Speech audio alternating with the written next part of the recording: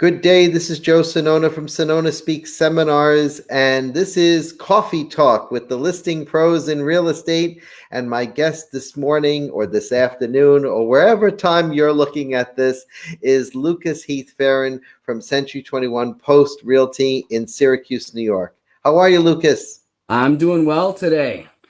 I'm doing good. Excited to be here with you today. Awesome, awesome. So tell everybody a little bit about yourself and how did you get started in real estate? Sure.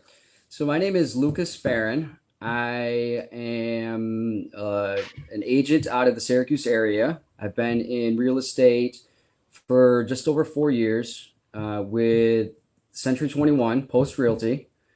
And as far as how I got into real estate, it's just something I've always been attracted to. It's always been something I've been interested in. Growing up, you drive by the signs in the yards, and you're like, "Oh, what is that?" I think I'd enjoy that, and it interests me in getting to know people and meet people and help people in their process of finding the home of their dreams. Nice, very nice. And you've always been born and bred in Syracuse. You hail from Syracuse? Right. Yep. Syracuse Awesome. all my whole life, 38 years. Wow. That's like me saying I've been in Long Beach my whole life, but I really grew up in Brooklyn. Yeah. So tell me, this is a listing show, and I picked you as our listing pro of the week. And I wanted to know, basically, everybody wants to know, what is your secret sauce to listing properties? Well, I want to first thank you because I'm flattered to that I'm considered one of your listing pros and to be one of your guests on this show. So I've been watching you and I was like, man, I hope I get an invite someday. So, And you're the first guest in my new studio, which oh, is really my new office here. I moved into my home, and I'm on my first floor of my two-family house. So, yeah, welcome to my new office, my new interviewing station. yeah, I see Park Place in the back, and I actually for Yeah, at yeah. some Look, point, I have Park Place and Boardwalk, okay. Now for I the feel at home Monopoly because gaming. I grew up on Street Park Place here Oh, in isn't that Auburn. Yeah, funny? so I feel at That is home now. funny. That's cool. That's cool. All right, so let's not delay the question. What is Lucas's secret sauce to listing real estate? Secret sauce. Well, there's a bunch of things that I like to think that sets me apart from the other agents. First getting into the business, I sent out expired letters for sale by owners, but when I go sit down with a seller, I'm coming with a lot of research in hand. At least an hour or two of running comps and in cross-referencing a couple different real some websites. But when I sit down, it's just about being comfortable myself and also being honest in making the seller feel as comfortable with the process is that I can, and being there to not only give my spiel, but it's also to answer any questions and educate them. Is to get them prepared as much as I can for the process. Before you go on a listing presentation, do you cold call? I know we can't cold call in the state of New York right now, but how do you prospect? Well, a lot of my business has come from my social network. Just I'm out and about in the community daily, and out to lunch at the most popular restaurants, and just networking and talking to people, handing out my business card. I blast social media, and so a lot of people are actually contacting me and letting me know, hey, we're thinking about selling. But I've sent out, like I mentioned, expired letters for sale by owners, just mailers, sponsored Facebook ads. So just using the technology that I can. Well, speaking of technology, what kind of technology do you use when you do get the listing? When I do get the listing, I am obviously the MLS. First and foremost is the technology.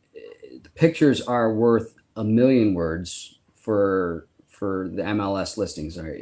You got to make the pictures look as present the property the best possible way you can in the best possible light. And that's another thing is that I focus on every single light in the house is on when I go take pictures. I love these agents that take pictures and they take them from their cell phone, which some cell phones do take very good pictures, but I love the ones that take the picture of the toilet seat up Yeah. in the bathroom, Toilet seat up, the cats. on Um, the bed, the dogs. I've You're seen not kids. selling the cats or the dogs or the I've toilet seen seat. kids playing video games in pictures, and it's like, wow, how can you expect to get people in the door and get excited about the property? And so it's just clear, well lit pictures, and someone, I'll play with the lighting on the phone. It's on the app itself, and adjust the colors a little bit, but not to an extent where when somebody walks in the house, they're like, this is a different house than I saw online. Right, right. So, because then most of the time they're going to be underwhelmed, and you want them to be more excited after they leave the house, not like, what was that? So, That's cool. That's cool. And things like listing houses, selling houses wasn't always so easy for you, in the beginning. So let's talk about the beginning and about new agents in general. What kind of advice would you offer a new agent sure. in real estate? So, my number one piece of advice would be well, a couple, but to network. Just get out there and talk. It's tough when you don't have any sales under your belt to go out and convince somebody to, hey, I'm going to be in charge of your 200, 400, $1 million investment. Uh, Right. but it's just really putting yourself out there and and really working for them. I mean, everybody wants to sell. They want to put food on their table and they want to put money in their bank account. But really, if you focus on the fiduciary duty to really represent your clients, to the absolute best of your ability, where even sometimes it goes against, your own interests. Uh, but it's going to pay off because they're going to walk away with a 5-star review and rating for you, and they're going to go and they're going to tell hopefully 5 or 10 people, give this guy a shot because he took care of me. Do you do a lot with reviews like Google reviews or Zillow reviews? Yep. So every client will get a link for my Zillow reviews, and I think I have upwards of almost 60 now. Oh, wow, that's Yeah, great. so almost 60, and 99% of them were 5-star, and one of them, which I probably deserved, was, I think there's a couple different categories, but most of them were 5-star, and a couple of them were about in the middle of the range because honestly, I didn't know everything. I was still learning. So, but it was a different, unique property. It was a camp, and different septic systems and the wells, and it's just it's you learn as you go. So, but So would you tell a new agent, that education is key in the beginning and that the more they know, the better off they will become as a result of that education? yeah, absolutely. So, you're required to do the minimum of 22 and a half hours every 2 years. But I mean, I've gone, especially this year, when we went through the COVID and everything was shut down, but I did over 100 hours of CE in 2 months. And I was like, hey, I'm going to use this as an opportunity to get a bunch of designations and certifications. And it's really, you learn, but it's also your confidence goes up as well. So when I walk in and I talk to somebody, I feel like a professional and an expert. So, and I feel like I'm doing more than the average agent. So, Do you have a SRS designation? I do not. I know it hasn't been given since that I've Since the beginning. right, Okay. and for a while there they weren't doing Zoom. They only started doing Zoom classes Yeah. since I think April is when the state kind of approved the online format. But SRS, for those of you who don't know, is the seller's representative specialist. And if you're working with an SRS agent, someone who has this designation, it's a designation that's recognized by about 1.2 million realtors nationwide. And it actually distinguishes the agent from all other agents out there as a true specialist in the listing field. So I know you're on your way to getting one yeah, I soon, will and be. Actually, I yeah, will. but you're already a specialist, so Yeah, yeah. So I think I was actually signed up for signed up to take it, and then COVID hit, and yeah, so they put all those they canceled and postponed all those classes. So, yeah. but it's definitely one that of all the designations, because I did I every year I sign up for I think it's the $250. Apply to get that scholarship to use towards GRI classes. Um, And and SRS and right, right, SRES right. and all those other Yep, certifications.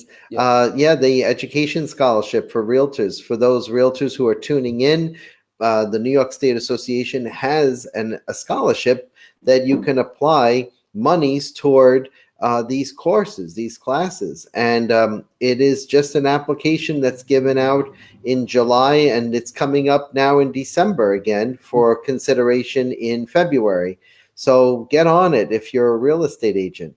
Yeah, Also, the Housing Opportunities Foundation for first-time homebuyers gives away $2,000 a scholarship to first-time homebuyers. So mhm. this is all the stuff that they don't know, Lucas. So Right. I Yeah, figured I'd make a plug for yeah, it. yeah. No, those are amazing. Knowing those different programs can set you apart. Because I've done. I will go on social media and I'll plug those programs. The Homebuyer Dream Grants and all those that other agents may not even know about, and if they do know about them, they're not pushing them, and it sets and you and apart. those are going to help you sell your listings to the first time home buyer, but your sellers should know that this is how you work when you go out and take a listing. So you have a unique proposition. You're pushing, especially in Syracuse, New York, all the first time home buyer grants that are out there, the Sony May grants, State of New York Mortgage Association. We have them down here on Long Island as well, but not too many realtors take advantage of that. Right. Yeah, I try to learn as much as I can and kind of add it to my resume and my repertoire of different information and education that I can put out there to grab as many, potential clients as I can. So, So, if you were meeting a veteran like myself in the business, I hate the word veteran, mm. and I even hate the word seasoned agent too. Someone who's got about 20, 30 years of experience, if you could give them some advice, what would you give them It's from an adapting. observational point of view? Yeah, it's adapting with the technology, and it's still, even with me at my age, I'm kind of in the middle between the millennials and I wouldn't say the baby boomers, but I'm not there. I But don't think you're with the baby boomers. no, I'm But somewhere no, in, no. I'm Actually, I'm somewhere in the Generation middle. X, so Yeah, you're yeah, caught between the Generation X and the millennial yeah, generation, right? How yeah. old are you again? I'm 38. Yeah, So yeah. That's exactly where you are. right at the end of X. Yeah. So And you're a father of three children, three. right? Yep. I got a Three. A set of twins came this year. yeah. Third. Well, they got 1 year old twins and a boy One and a year old girl. already. Wow, 1 years. And then a 13-year-old son as well. Nice, very nice. Hey, he's 13 already. Wow. No, I got a teenager.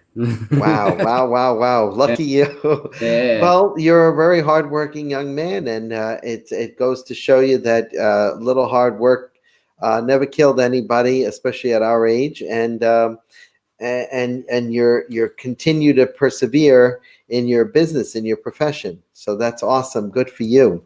Good for you. Thank you. Thank you. So technology is important for a guy like me to keep current. Is it that right? Technology, yes. And one other thing I'd like to add is and sometimes you get, I guess anybody can, and even myself, can get complacent. And once you're doing it for so long, you kind of forget that the people you're working with may have never done it at all, or maybe once, or maybe twice. And it's kind of just making sure you're taking the time to educate them and making them, you know, feel comfortable that you appreciate and understand that they don't do this every day. So it's just kind of taking the time to making them feel kind of, you know, special. So That's good. That's very good.